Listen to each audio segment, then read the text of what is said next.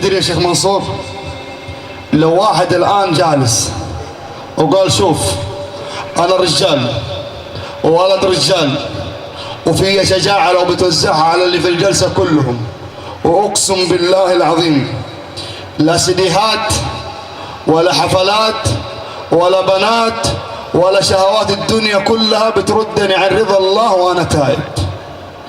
تدري لو واحد الآن أعلنها لله توبة بين يدي الله، تدري أنه قرر ماذا؟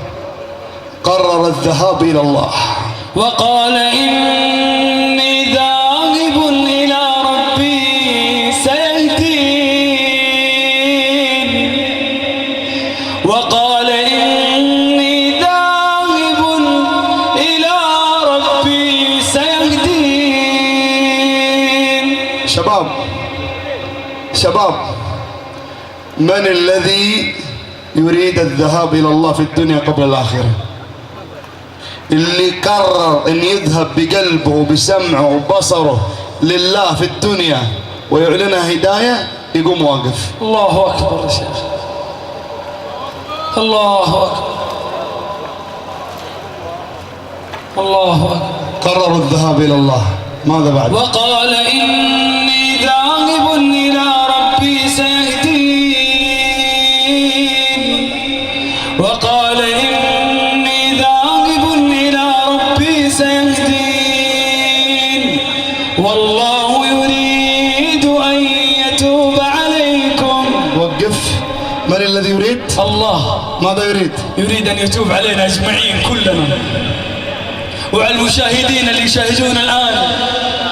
والله يريد أن يتوب عليكم، والله يريد أن يتوب عليكم، والله يريد أن يتوب عليكم، ويريد الذين يتبعون الشهوات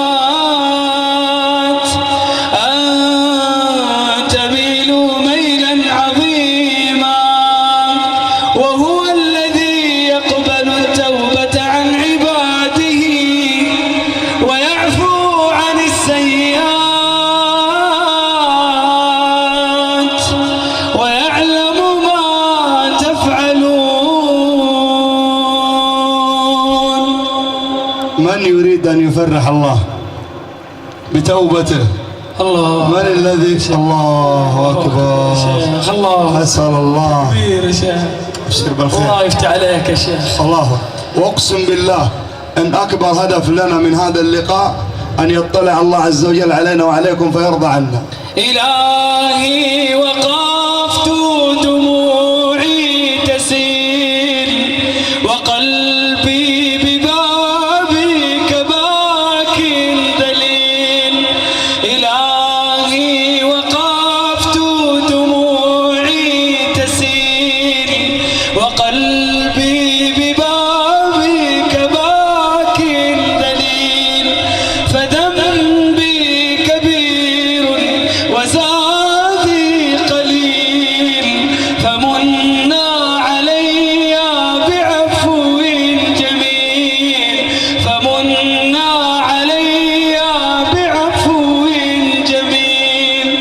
أتيت أجر خطايا السنين، أتيت إلى أرحم الراحمين، وكل اعتقاد وكل يقين بأن لديك شفاء العليل، بأن لديك شفاء العليل.